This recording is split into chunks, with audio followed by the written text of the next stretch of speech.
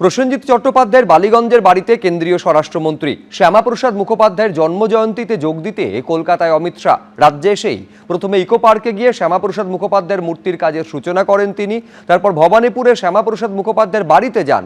ভবানীপুর থেকে মিলন মেলার অনুষ্ঠানে যাওয়ার পথে বালিগঞ্জ ফাঁড়িতে প্রসেনজিৎ চট্টোপাধ্যায়ের বাড়িতে চলে যান কেন্দ্রীয় স্বরাষ্ট্রমন্ত্রী। প্রায় 15 মিনিট তিনি সেখানে ছিলেন। পুরোটাই সৌজন্য সাক্ষাৎ বলে দাবি করেছে বিজেপি। 26/11 চক্রী হাফিজ সাঈদের যোগ ছিল পেহেলগাঁও হামলাতেও। পেহেলগাঁও হত্যাকাণ্ড মামলায় লস্কর প্রধানের বিরুদ্ধে চার্জশিট এনআইএর।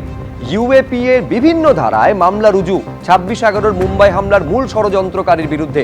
ভারতের বিরুদ্ধে যুদ্ধ ঘোষণা এবং ষড়যন্ত্রের অভিযোগেও মামলা হয়েছে হাফিজের বিরুদ্ধে। 22 এপ্রিল পেহেলগাঁওয়ের বৈসরান উপত্যকায় হামলা চালিয়েছিল জঙ্গিরা। ওই হামলার দায় স্বীকার করেছিল লস্করের ছায়া সংগঠন টিআরএফ। পরে নিজেদের অবস্থান থেকে সরে আসে তারা। পেহেলগাঁও হামলার সঙ্গে তাদের কোনো যোগ ছিল না বলে দাবি করে টিআরএফ। আর তারপরই পাকিস্তানের মাটিতে জঙ্গি সংগঠন লস্কর-ই-তৈবার ঘাঁটি গুঁড়িয়ে দেয় অপারেশন সিঁদুর। পাকিস্তানের পাঞ্জাব প্রদেশে লস্করের ঘাঁটি মার্কাজ তৈবা তছনছ করে দেয় ভারত।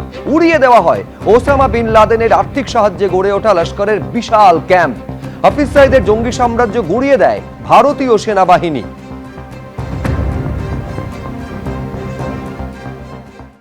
কিশোরীর ওপর নৃশংস অত্যাচার, বারুইপুরে গেলেন রাত দখলের অন্যতম উদ্যোক্তা রিমঝিম সিনহা।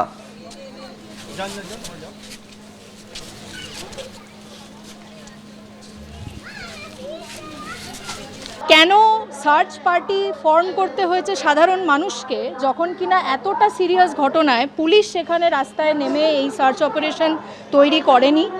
এই বিষয়ে যদি মানুষকে সচেতনভাবে রাস্তায় নামতে হয়, সার্চ পার্টি করতে হয়, তাহলে গণপিটুনির মতন একটা মব ভায়োলেন্সকে আটকানোর মতন সিচুয়েশন তৈরি হওয়া সম্ভব নয়। এটা যদি পুলিশ তৎপরভাবে এই সিচুয়েশনটিকে দেখতেন, তাহলে হয়তো গণপিটুনির মতন মব ভায়োলেন্সের একটি সিচুয়েশনকে ঠিক মতন করে আটকানো যেত। পুলিশের এই গাফিলতি অত্যন্ত দুঃখজনক। বারুইপুর থানা নিজের গাফিলতিগুলো কোথায় শোধরানোর চেষ্টা করেছে এবং কিভাবে এই কেসটিকে ফেয়ার এবং জাস্ট ইনভেস্টিগেশন দিয়ে আগে নিয়ে যাওয়া হচ্ছে। আশা করছি তারা একটি কড়া চার্জশিট বানাবেন, যাতে এই কেসের যেভাবেই শাস্তি হোক না কেন সেটি একটি এক্সাম্পল হয়ে থাকুক এবং বারুইপুর এলাকায় যে মহিলারা থাকেন তাদের বারবার এইটা নিয়ে ভীত না থাকতে হয় যে দিনের বেলা 4:30-র সময় বেরোলে যে ধরনের পোস্টমর্টেমের রিপোর্ট বাইরে এসছে আজকে কিছু ঘন্টা আগে এই কেসের, সেই ধরনের কোনো বিষয় আমাদের সাথে ঘটবে না। অপরাধ দমনে এবং আইনের শাসনের প্রতিষ্ঠায় রাজ্যে বিজেপি সরকারের প্রশংসা করলেন কেন্দ্রীয় স্বরাষ্ট্রমন্ত্রী। তিনি বলছেন, বাংলায় নারী সুরক্ষা অপরাধ দমনে চালু হচ্ছে গুন্ডা দমন বিল। বাংলার মানুষ এতদিন অত্যাচারিত হতে হতে পরিবর্তন এনেছেন। মহিলাদের নিরাপত্তায় প্রয়োজনীয় পদক্ষেপ করা হয়েছে। কি বলেছেন অমিত শাহ, শুনবো। और भ्रष्टाचार की जांच के लिए जस्टिस बृजेंद्र नाथ रे की कमेटी भी बन चुकी है। जिन्होंने भ्रष्टाचार किया था उनको मैं फिर से याद कराना चाहता हूं, कमेटी की रिपोर्ट आते ही पाई पाई निकालने के लिए आप तैयार रहना जो बंगाल की गरीब जनता है। महिलाओं पर अत्याचार के लिए भी जस्टिस संप चटर्जी की कमेटी बन चुकी है।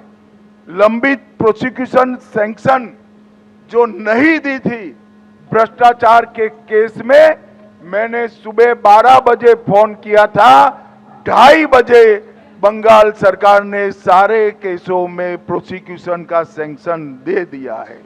और यूसीसी के लिए भी कमेटी बन चुकी है। समान नागरिक धारा भी यहां पर लागू होने वाला है। और मित्रों, West Bengal maintenance of public order amendment bill 2026 अब पारित हो चुका है। हमने वादा किया था गुंडों को उल्टा लटकाकर सीधा करने का, आज ये बिल उस दिशा में पहला कदम बन चुका है। एबीपी आनंद एगिए थाके एगिए राखे।